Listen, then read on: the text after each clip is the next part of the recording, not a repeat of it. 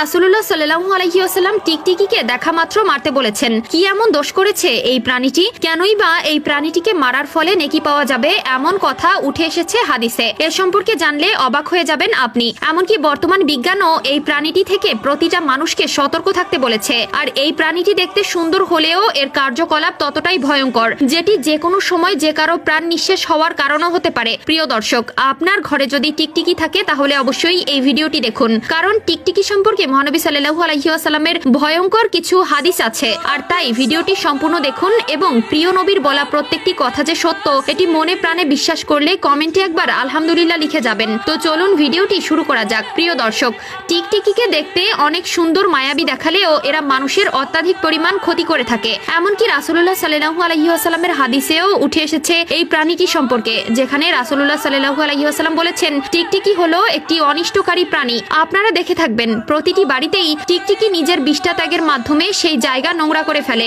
বইয়ের উপরে, টেবিলের উপরে, খাবারের উপরে, এমনকি বিভিন্ন জায়গায় তারা মলত্যাগ করে জায়গাটিকে নোংরা করে। মিরকাতুল মারফতি গ্রন্থের ইবনে মালি রহমাতুল্লাহি আলাইহি বলেন, টিকটিকির মূল লক্ষ্য হলো মানুষের খাবার নষ্ট করা, বিশেষ করে নুন বা লবণ।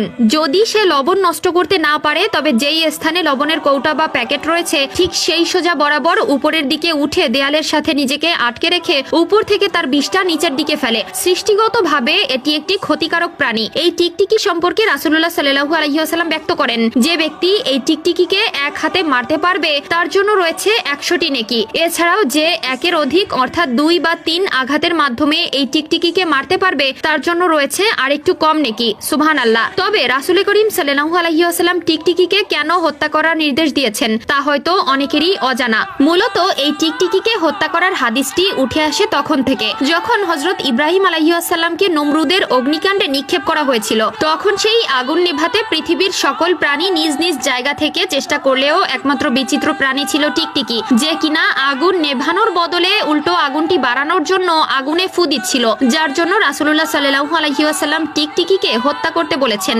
এছাড়াও একদিন হযরত আয়েশা রাদিয়াল্লাহু তাআলা আনহুয়ের ঘরে একজন দাসী প্রবেশ করার পরে তিনি দেখতে পেলেন তার ঘরে একটি ধারালো বর্শা রাখা আছে, যেগুলো যুদ্ধক্ষেত্রে ব্যবহার হয়। তাই কৌতূহল বশত সেই দাসী আয়েশা রাদিয়াল্লাহু তাআলা আনহুয়ের নিকট জিজ্ঞাসা করলেন, এই বর্শাটি দিয়ে আপনি কি করেন? তখন আম্মাজান আয়েশা রাদিয়াল্লাহু তাআলা আনহু বলেন, এই বর্শা দিয়ে আমি টিকটিকিকে হত্যা করি, কেননা রাসূলুল্লাহ সাল্লাল্লাহু আলাইহি ওয়াসাল্লাম বলেছেন তোমরা টিকটিকিকে হত্যা করো, কারণ সে ইব্রাহিম আলাইহিস সালামের অগ্নিকাণ্ডে ফু দিয়েছিল। এমনকি বর্তমান চিকিৎসা বিজ্ঞানের যারা এই প্রাণীটিকে নিয়ে গবেষণা করছে তারা নিজেরাও এই প্রাণীটির ক্ষতিকারক দিক সম্পর্কে সকলকে অবগত করছে। বর্তমান সময়ে এমন অনেক ঘটনা ঘটে গেছে যেখানে ভুলবশত খাবারের মধ্যে টিকটিকির বিষটা পড়ায় সেই খাবার খাওয়ার মাধ্যমে সেই সকল লোকের মৃত্যু পর্যন্ত ঘটেছে।